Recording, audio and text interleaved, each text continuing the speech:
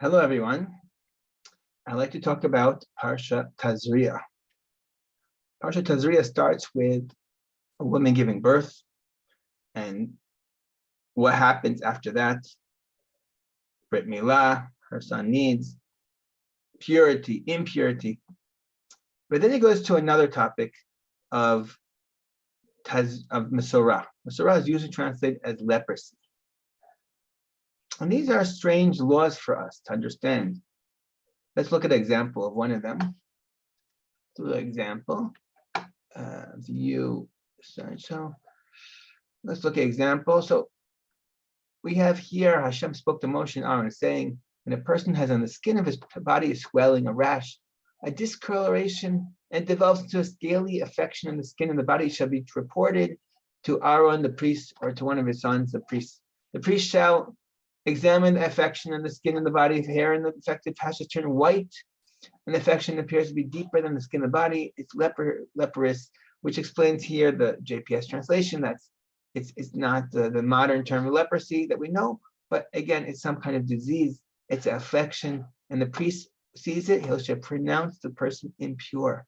And here's the question: why should a sickness cause impurity?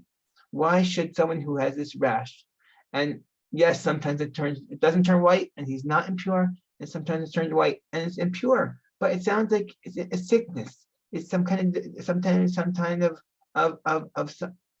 virus that we don't have anymore, but it exists in the time of Torah. And Torah is saying if you have the sickness and it turns your skin white, turns your hair white, then it causes impurity. You can't go into the temple. You can't go to the tabernacle. You have to leave your house if it gets to extreme case. And this is a question. I think the answer can be found on this picture. This picture is worth 1,000 words.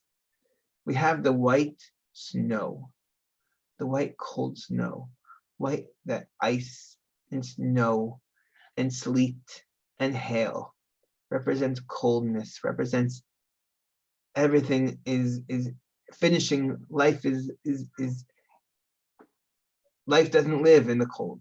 And we have blossoming these red flowers, these beautiful red flowers, which are even in the coldness is finding its buds, is bursting out. The spring is coming. The red beautiful buds are coming out. And this is also true in the body of a man, because the Torah says that the blood of a person is his life. I found an interesting site here that explains this. But again, in Deuteronomy, Sefer Dvarim, it says, be sure not to partake of the blood, for the blood is the life, and you must not consume the life with the flesh. You can't eat blood, because blood is the actual life of a person. And here, from this interesting site, it says, today we know for a fact blood is the life. No other natural ingredients or man-made material can replace blood for sustaining life. And life was blood was the emblem of life and equivalent of life itself. As a food of life, the blood of animal belongs to God, the giver of life. Blood was never to be consumed as common food. When the sacrifice was offered, the blood was drained and offered to God on the altar. So when the blood represents life, and when there's no blood, when any disease happens that makes the person's body, takes the blood away. When someone sees you, it looks like you're a living dead, then that's what brings impurity.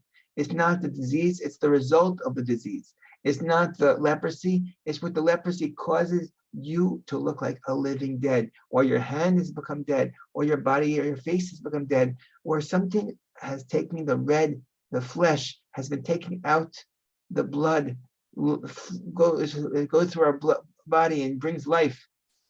As I learned once in an EMT course, blood is that's what's making the life. And when it comes out of the body and your body looks like something died, there's no blood left, it's just white, that brings impurity. And why? Why should death bring impurity? Well, this brings us to the next slide. In Devarim, Deuteronomy chapter 30, I've put before you life and death, blessing and curse. Choose life. What is life? By loving your God Hashem, heeding God's commandments, and sticking with Him. This is what life is. Death is a choice. Someone could choose death. Someone could choose different things in life, but God says choose life. Choose the truth. Choose the Torah. Choose loving God. And when someone represents death, we send them out of the campus. We say, out of the camp. We say, we don't want people to choose that. We want people to choose life. Shabbat Shalom, everyone. L'chaim. L'chaim, l'chaim, to life.